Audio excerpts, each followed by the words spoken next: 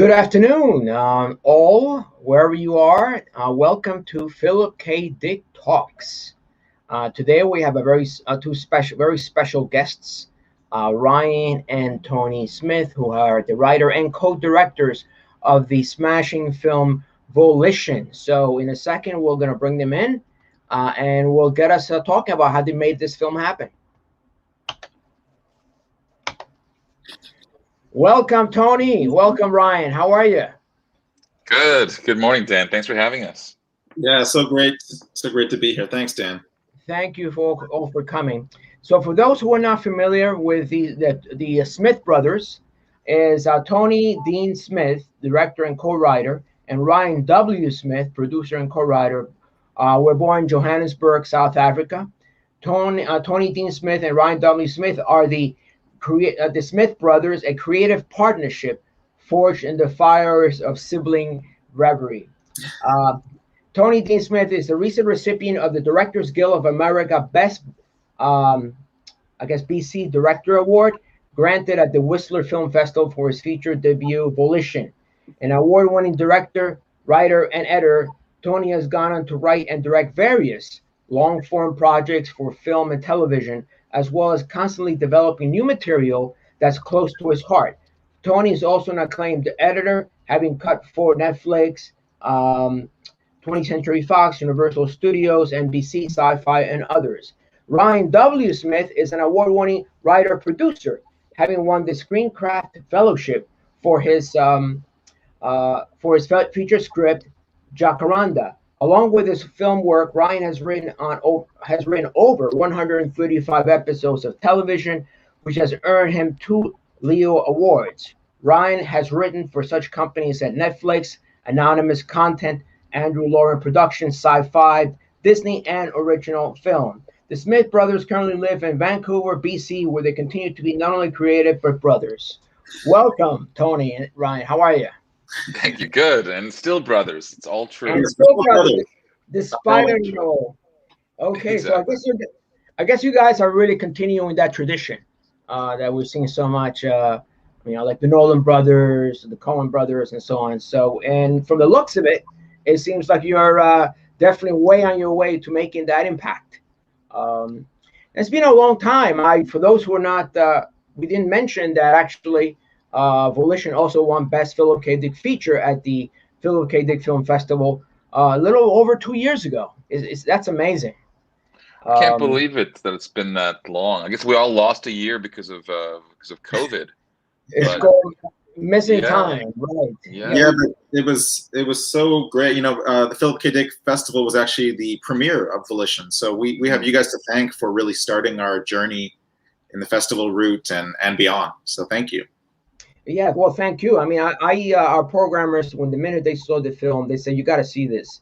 And after I watched it, I realized that you definitely had something special, lightning in a bottle. There was something really, most of the time when we have features, it's really tricky because first of all, we like to watch all the features from beginning to end, but you'd be surprised how many features they just drop dead like 20 minutes into Act 1. I mean, it's like. Yeah. And it's where you have to force ourselves. But in your case, we were constantly thrilled and surprised by the twists and turns of the film, which was very, very refreshing for a feature. I mean, one thing is to do a short, because you only got 10 minutes. One other thing is a two-hour feature. Yours about close to 2 hours, isn't it? Or we came in the end. We came in just over 90 minutes. Our first cut was over 2 hours and 20 minutes. Well, yeah. It's really an amazing joyride. That's all for all those listeners out there. In a second, we'll be I'm sorry? No, I was gonna say we worked so hard on that script to make those turns. Exciting. So thank you.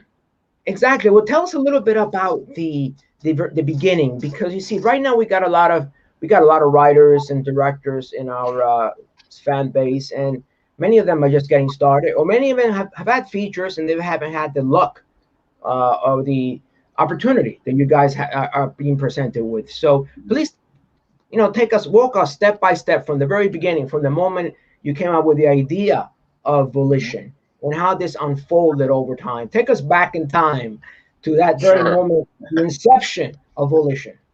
Who wants to go Sure. first? I mean, I'll let Tony go first, and I just want to also just correct Dan. At the beginning, you mentioned that we were co-directors, but actually Tony directed the film. I produced it. We co-wrote it together, but I just wanted to correct that because Tony. I saw Tony sweating as a director, and I think he deserves. Oh yeah. Okay. Oh, not now. Before sweating before. Yeah. Right. I was okay. Right. Yeah, before. Great. But jokingly, yeah, we've said like if we had just an iota of the clairvoyance that James, our protagonist, had, we maybe like question, should we embark on this journey? Because it was such an intense, script to put together and movie to put together. The origins of it come from just an old idea that I had a long time ago that, first of all, by the time Ryan and I both got our hands on it, it just had completely changed. But the original idea was something that I had back in film school. It was a short film idea. It didn't have a lot of depth.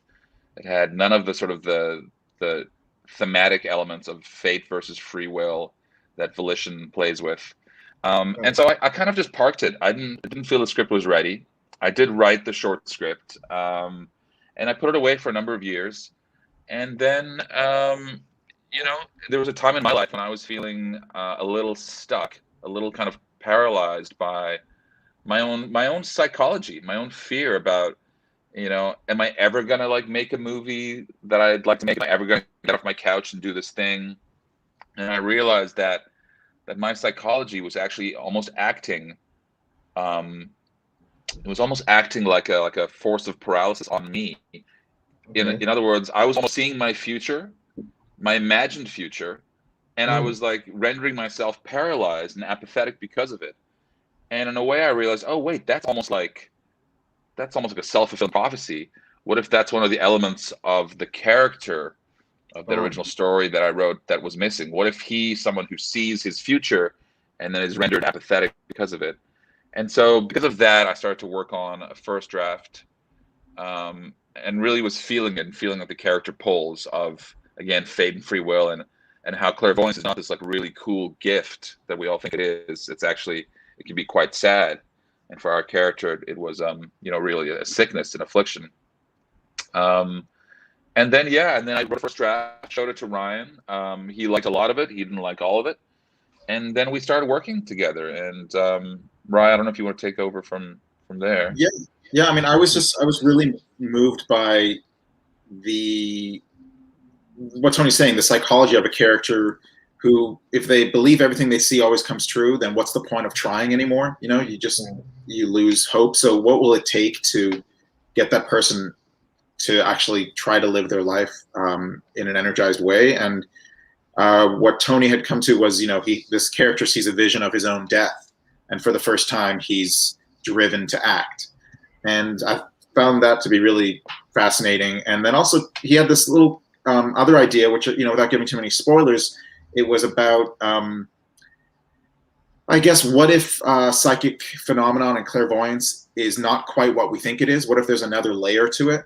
Right. And it was a pretty unique take that I'd never seen before. And so I was really drawn to that. And then we started seeing if we could, work together to shape the structure of the script to play with that notion in its own way. So we did many drafts of kind of using his clairvoyance as a way to actually shape the structure of the script. And it was a crazy puzzle, and we went nuts kind of going through so many drafts, but eventually landed on the one that we shot, and we're happy with it. So great. So we just hold that thought, because some of our audience members are already asking for that trailer we very much promised. So let's go there, and then we can continue from there. Let's give me 1 second and make this happen.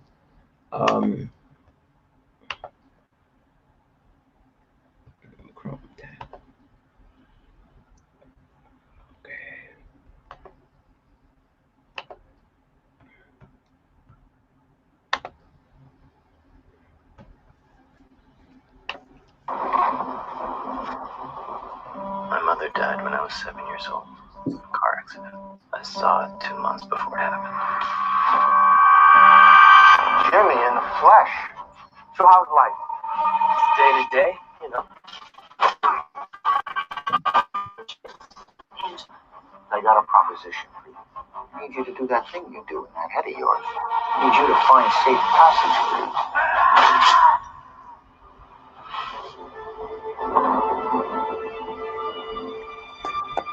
Son, like that. I warned you, didn't I? I had no choice. I needed the work. Of course you had a choice. It's not what I saw. How long have you been like this? It's more of an affliction, sadly. You make it sound like a disease.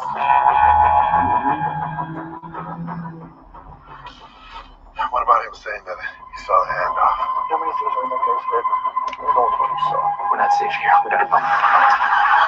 But you said you saw this working out. I did. And what happened? I don't know. Right now, you've got to do everything in your power to change this. You've got to leave now.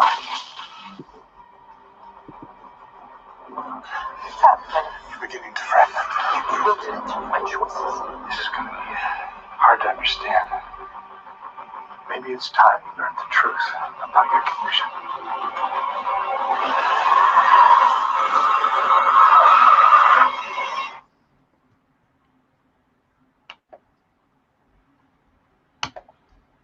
Okay, well, that gives people a little bit of taste. It was an amazing feature. So, so Ryan and Tony, I got a thought here. So you actually created part of what you were feeling when you were in the process of writing. You kind of incorporated back into the character. You know, is that a good way of interpreting it? Yeah. I think Ryan and I always try to write from that place. We always try to identify something within ourselves. And then I think in this instance, it was probably even a little bit closer to home. I guess probably a bit more for me at the beginning. It was not that the film's autobiographical at all. It's not, but everything that we do write, of course, has a piece of us in it. And I think, again, for me, I was feeling really, really stuck and quite scared of, again, taking those steps towards an unknown future.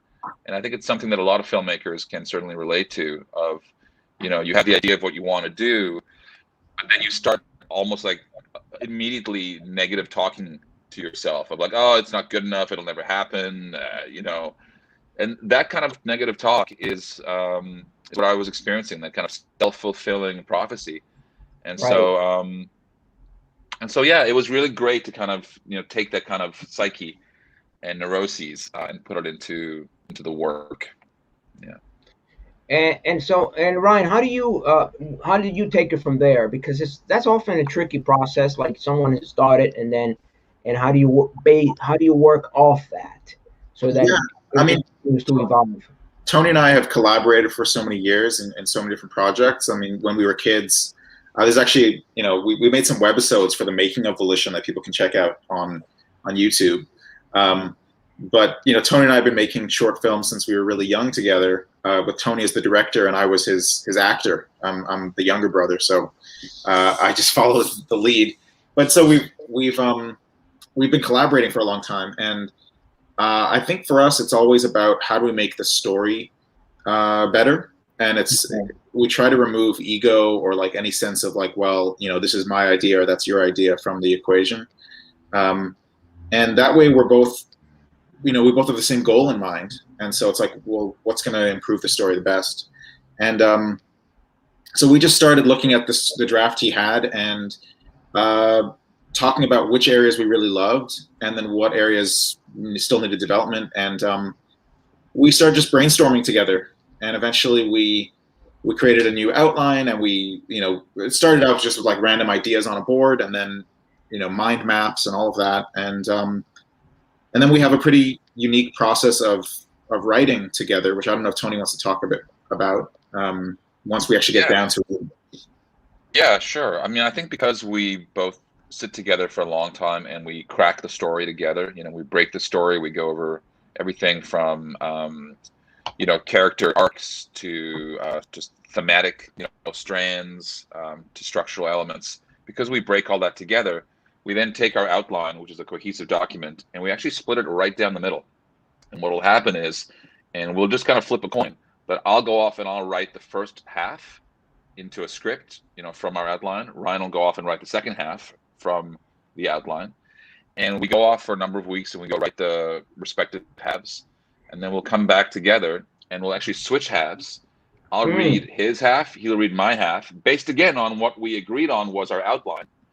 But the beauty is that because, the brain is only so smart, you can only outline so much. Then you eventually have characters who almost like they incarnate into your script. They take on like their own, you've given them instructions, but they start to do things based upon their own, whims. And so very often little changes will occur within the outlines. And those will often be very good and very interesting.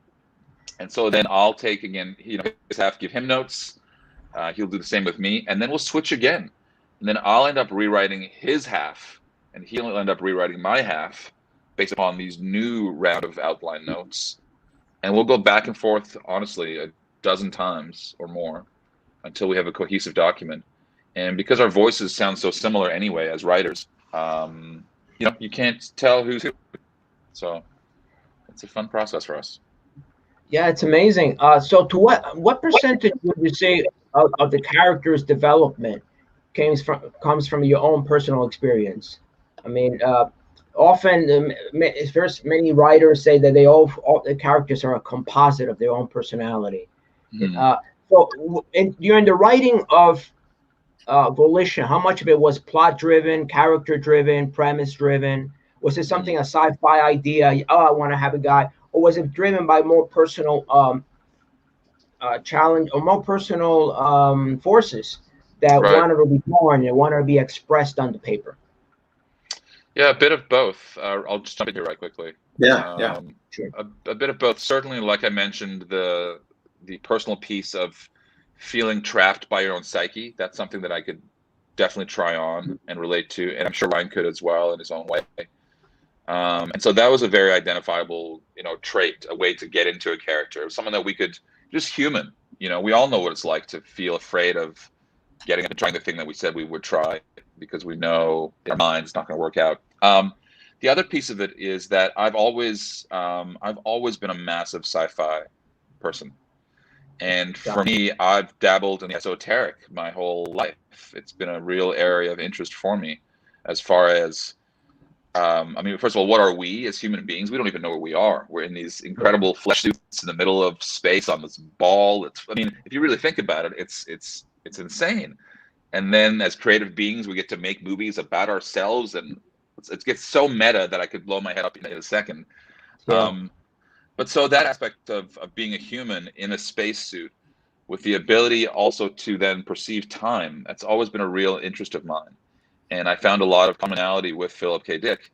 Of course, It's one of his running themes, which I didn't realize until kind of after writing the first draft of how, just how on the same page Ryan and I actually were, and how a lot of writers seem to be almost pulling from the same universal source. The idea that, and Philip, the late Philip K. Dick has talked about it, but he reckons that maybe the universe has happened, like the Big Bang happened, the end then happened, and now the end is sending signals back to the beginning to try and correct itself. It's obviously a very sci-fi concept, but something that I've always loved naturally. And so I've had dreams, for example, kind of psychic dreams that came true 6 years later, 12 years later. Ryan knows about a couple of them. And that's the one kind of odd thing in this making of this movie, that there's a lot of autobiographical elements. They end there. I never saw my own death. I never involved myself with gangsters, but yeah, that's where James comes from for me anyway.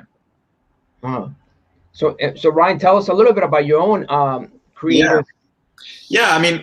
For me, it's I think each of the characters that we're writing, we end up pulling so much from ourselves, because regardless of the circumstance they're in, whether you're in a sci-fi world or not, they're going through obstacles in their lives, and it's pulling on their emotional weaknesses and flaws. And that's the stuff that I can connect with, whether it's, Angela, who's the female lead in the story, and her feeling kind of stranded in life and having to fight her own way through things. We've all felt that kind of feeling, and so we can try that on. And so, you know, Tony and I were writing all different characters, from James, who's our lead, to Angela, to sort of the father figure, who's Elliot, and, you know, Ray, who's kind of our seeming antagonist, but, you know, also a father figure in a way.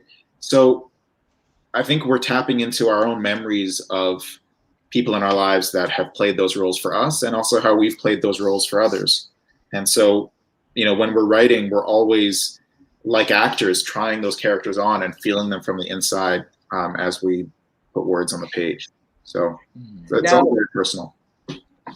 As you were writing the script, at what point did the characters start to write themselves? Because there's that really unique moment when the literally almost like the characters come alive and they start saying, "Hey, what about this scene? What about that scene?" And there's something really almost magical. Tell us a little bit about your own experience, either one of you, during that process when you're not just pushing the boulder up the hill, but it's almost like the boulder starts rising on its own. So tell us a little bit about that. Yeah, it definitely happens. It actually kind of happens in stages, but certainly very early, like the first draft, you know, while the story changed a lot that Ryan and I worked on, and the structure shifted a lot of the characters were very similar. And I think that even through and we did, honestly, I can't even tell you how many drafts, like hundreds, you know, dozens and dozens of drafts. The characters would shift a little bit, you know, depending on like what Ryan and I had set up as a plot. But as you say, they kind of became their own people, and so they would start pushing another way. And so it was really fascinating to watch them really take on, you know, their own path, to the point, I think, right to the point where we had a very different draft once upon a time, and it's almost like these original characters pulled us back into this draft because they weren't happy, you know, wearing, you know, this outfit that we gave them. It's a fascinating process. Again, it's something where the writer, you know, we know enough and a lot when we outline, but ultimately the characters, if you've developed them correctly, they should take a life of their own, and they did for us. Now, Ryan, you're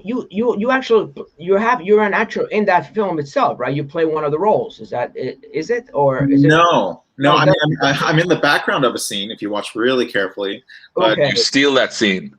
That's right. Maybe that's what I was thinking about. Yeah, no, actually, both Tony and I are in the background of one or two scenes, but that was more just out of necessity, needing bodies in the frame. Right. So from the beginning, from the moment you guys started working on Volition to the moment you had a finished draft, how long was this? What time frame are we talking about? And what year was it? 2016, 15, and Well, so these things take a while. You know, they don't all have to take a while, but the journey of Volition is a painful one, but also probably just a very normal one.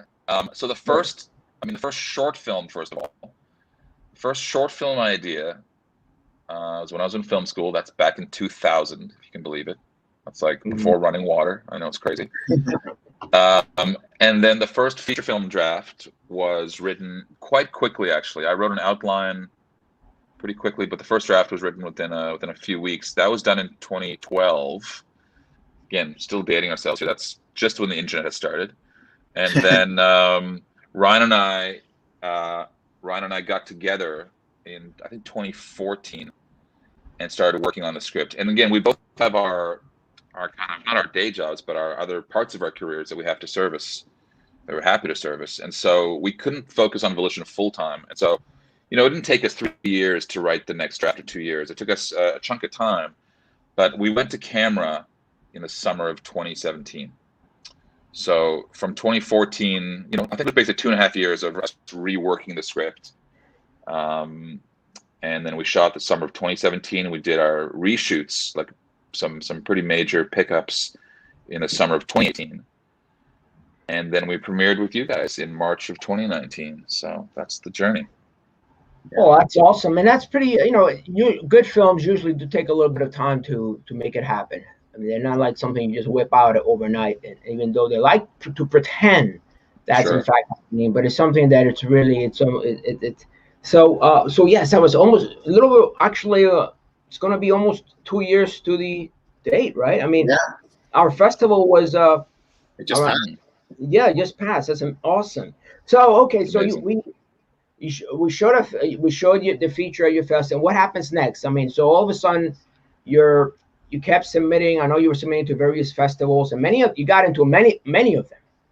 Yeah, what we soon realized is that the film was really speaking to the audience that we made it for, really, which is sort of the cerebral sci-fi audience, and it started getting noticed by that sort of circle of festivals. So in the genre space, of like horror, sci-fi, fantasy, and we ended up going to Fright Fest in London, which was also an amazing experience, and Phoenix Film Festival. And it basically just started picking up steam, and we didn't know, you know, you make the film, we worked so hard on it, and you just don't know how it's going to be received. And so we were just blown away by the fact that it was doing well and getting noticed, and we started winning like awards, and that was, you know, truly, we just didn't know what to expect. So it was very gratifying. And it was also great because Tony and I went to some of the festivals and got to, oh, there's my dog in the background. We got to meet some of the people who were watching the film, and it's awesome because they're sci-fi fans like we are, and a lot of them are filmmakers too, and so it's been great. And then the journey of actually distribution took hold, and we learned a ton through that process too. Oh, absolutely. That's very much part of it, because I think a lot of there are filmmakers who make some good films. They even may win at some festivals, but then it comes that tricky part called distribution.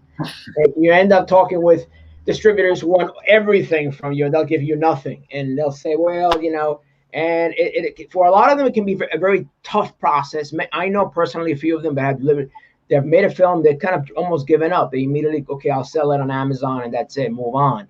So how did you have a strategy once you were in the process, and you saw that this film was obviously getting a lot of raves and reviews and very positive feedback? What was your distribution strategy? Did you have a rep? Did you speak to your agent or your lawyer? Or did it just happen automatically?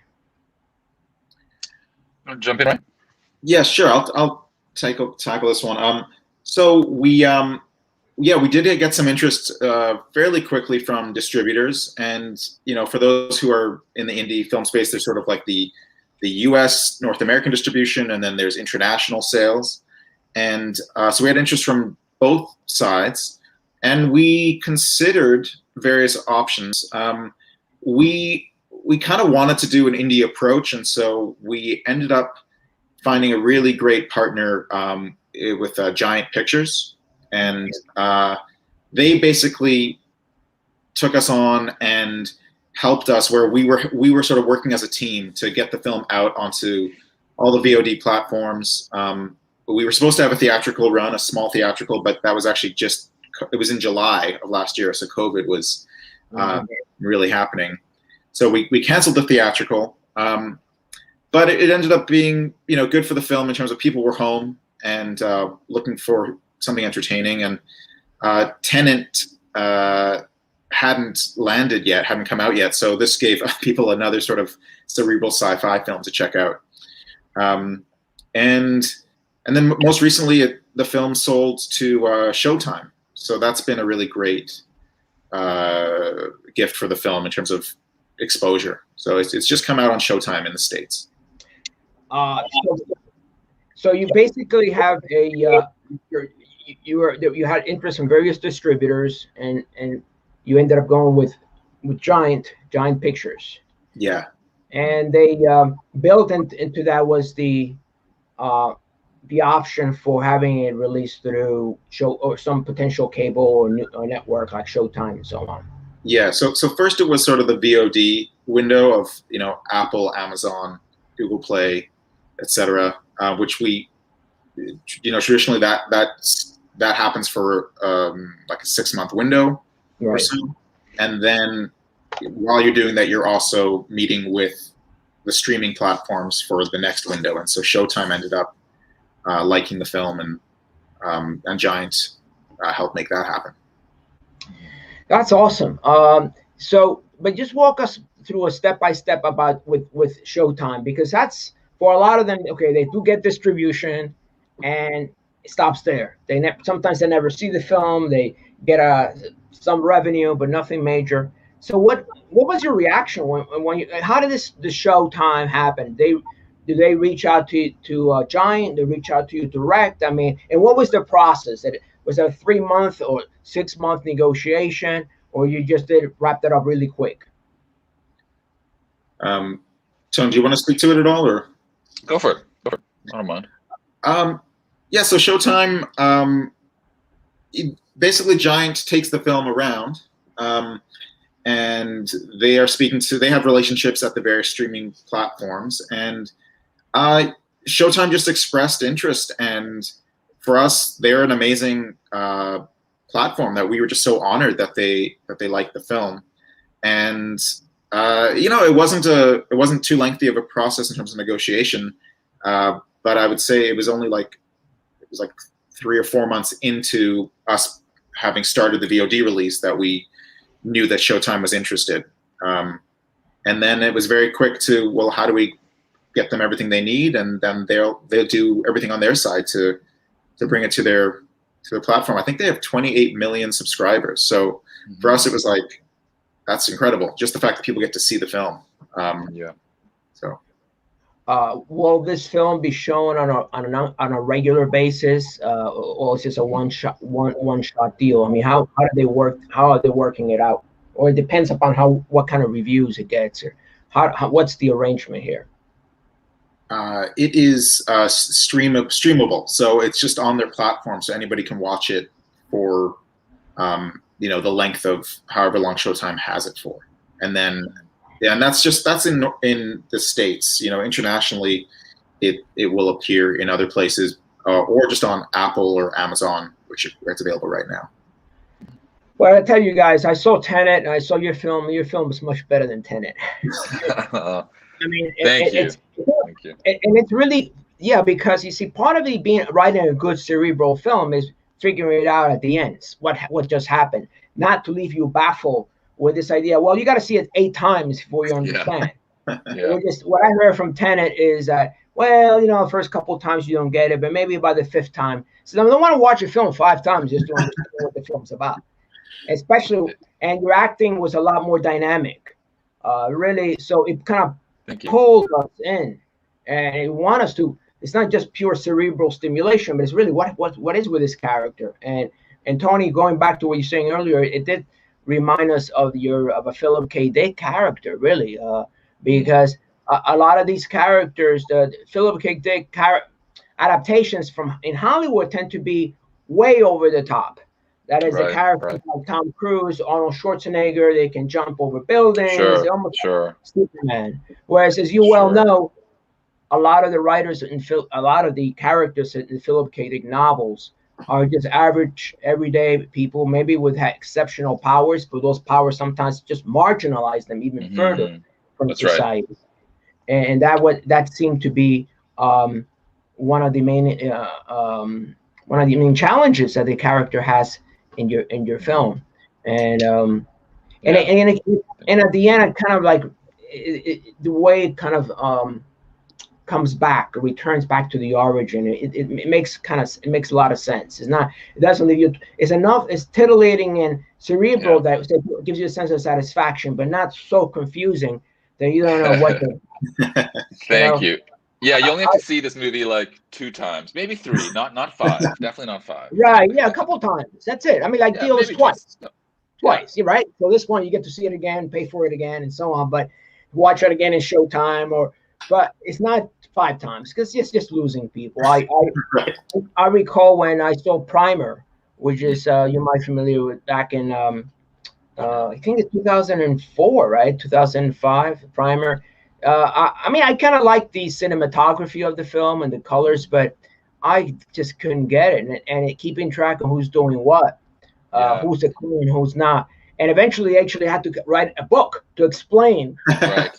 And so that's going a little bit overboard. But I'm really happy that you guys are the film has taken off the way it has. Thanks. Well, you know, for us, it was all about the characters. Again, we love sci-fi stories, but unless you can like relate to characters and what they go through, it's just empty for Ryan and I. And we, I mean, we love obviously Christopher Nolan, and so any remote comparison with our film to any of his is a huge compliment, very flattering. He still is the greatest, you know, of the genre, and so yeah, you know, Tenet, for example, I need to see it a few more times. I did love it a lot, but yeah, we tried to really, with our ending, we tried to make sure that our characters were, I don't know, that they were still shining through more than anything, more important than any plot point. It was, you know, how do they feel? Do they feel like they've accomplished their goal? And then, you know, everything else kind of interesting in a way.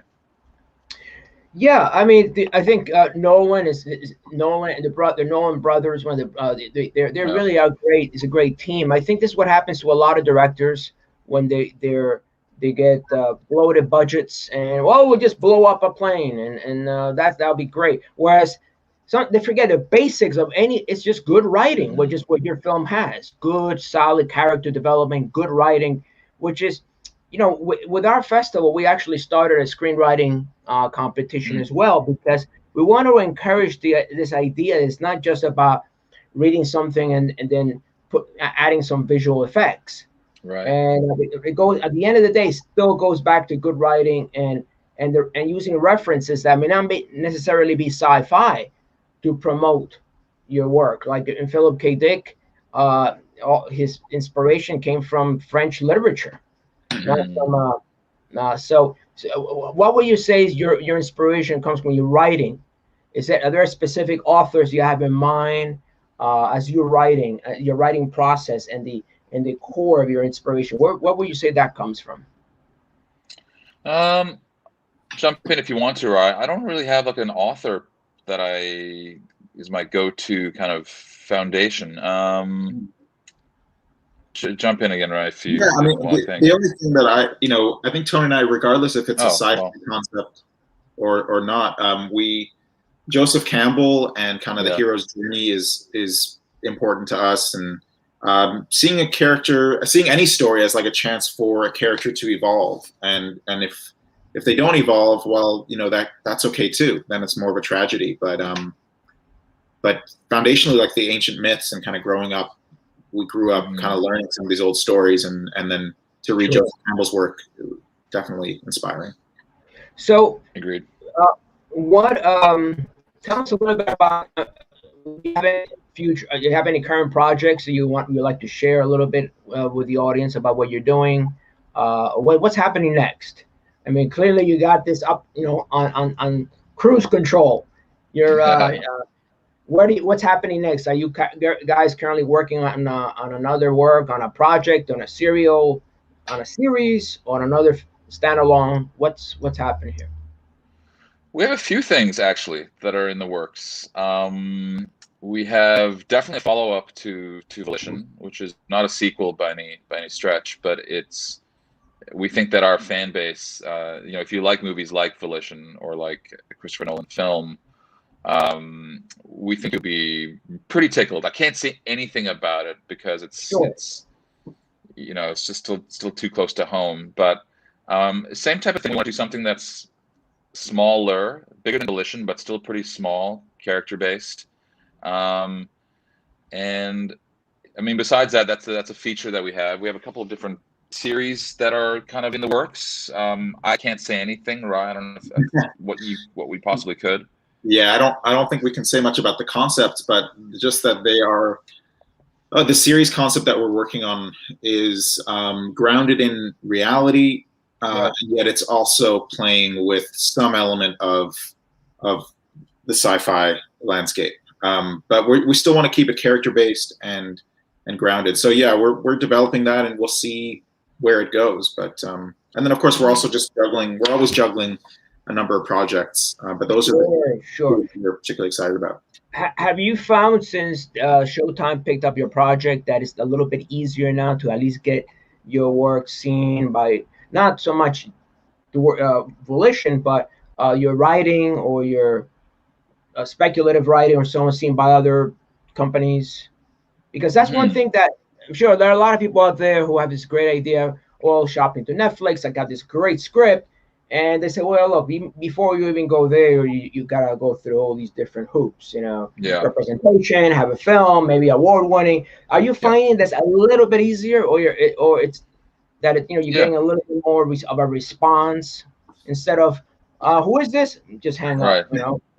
I think so. I think in all honesty, it starts with you guys, like with the Philip K. Dick like stamp of approval. You know, like I think every little piece of validation that the film receives just kind of helps the film. And so, you know, to have won best sci-fi feature at your festival, that was huge for us. As I trip over those words, that was huge for us, and that opened up so many doors. And so, yeah, to have Showtime's, you know, logo and stamp of approval is huge for us.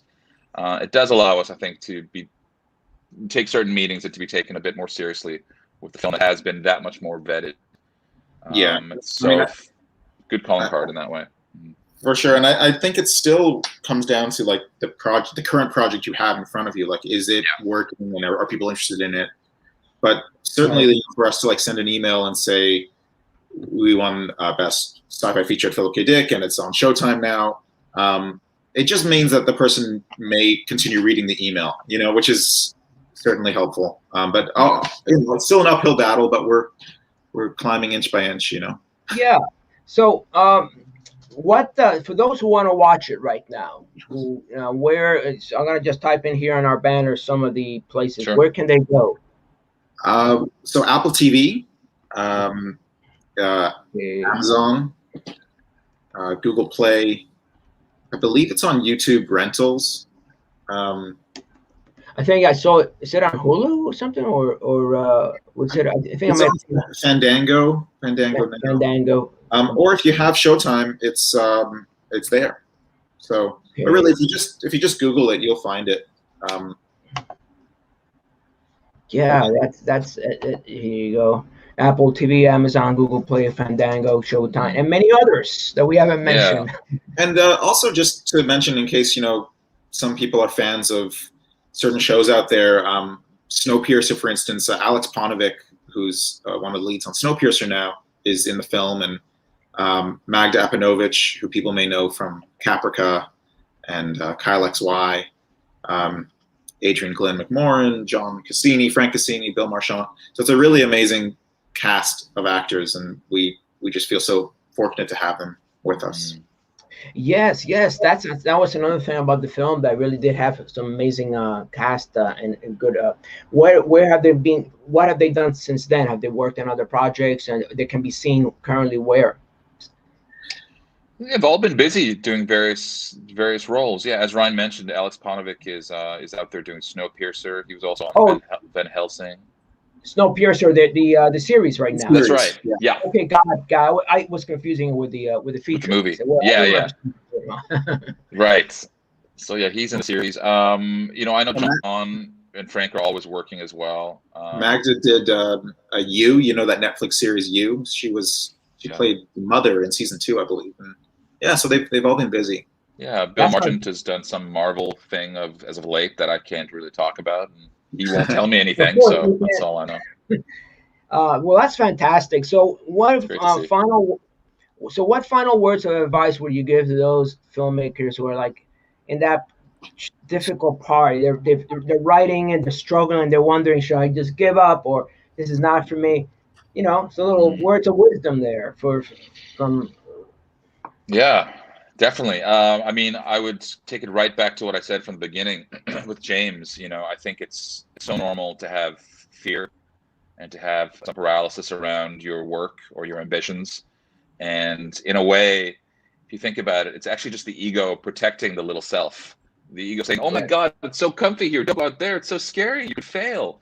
And I think that's such a normal thing. And so I would just say to all the filmmakers, to the writers, to any entrepreneurs out there, just to take those first steps, you know, and to keep going, and to, you know, if you can, find an ally out there. Like, I'm lucky that I have Ryan, you know, because there's someone out there that can work with you. they're going to have their own shortcomings and own strengths, and you as well. And so, is there someone that you can maybe partner with? But really, more than anything, because sometimes you are left to your own devices. Just be kind to yourself. Take baby steps, and you'd be surprised as to, like, in a year's time how much has transpired with your project. So just do it. Yeah. And yeah, no, I'll just add to that in that, you know, as you can tell by how long it took us to get Volition off the ground. I mean, of course, we were doing other things and day jobs along the way, but it sort of speaks to, you know, nobody knew that Volition was going to end up being what it was. We didn't know, but we just kept pushing and trying. And so if you have an idea that you're working on and you think it has real potential, you know, you can be secretly percolating on that in the background, and, you know, nobody may see the success that you have in your back pocket, but you know that you're building something that's going to be great. And so don't be too hard on yourself that you're not seeing results right away, because the results come later. And even if they don't come for that project, you're learning skills that you can then take into other projects down the road. So, yeah, just enjoy the process as much as you can, even though we know more than many that it's painful at times, it's hard, and you know, but it's also a really rewarding journey. Well, I'm really happy that you guys are on your way, and that you really made some significant breakthroughs that we can all learn from. Thanks, Dan. And so, how are you guys getting around now? And is there a lockdown still in L? You're both of you still in LA, right? We're in Vancouver right That's now. right. Yeah, Ryan's back up here. Is there a lockdown over there, or is just or there's still essentially lockdown? Yeah, I mean, I think people are, you know, they have to wear masks. You know, obviously indoors, outdoors. Of course, definitely indoors. It's pretty locked down. I mean, Ryan, where are we here? I mean, we're all going COVID crazy. So yeah, we can go around and go into restaurants with their like 50% capacity, and you have to wear a mask. But it is, you know, everyone's being really careful, and so we're pretty much at home most of the time. Well, not walked into a restaurant. Yeah, I guess for a lot of people, this is a good year for writing, for really getting that message out. If anything, anytime is a good time to write, get the message, get the creative juices rolling. Exactly. Now is the time. So, well, Tony and Ryan, thanks for having us here, and Thank you.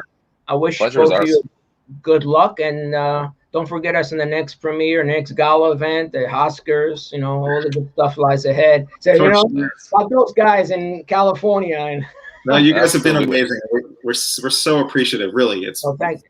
Well, it's ultimately your film which shines regardless, because and people will know it's a great product, and so good luck, and stay well, healthy. And I'm sure I'll be hearing from you.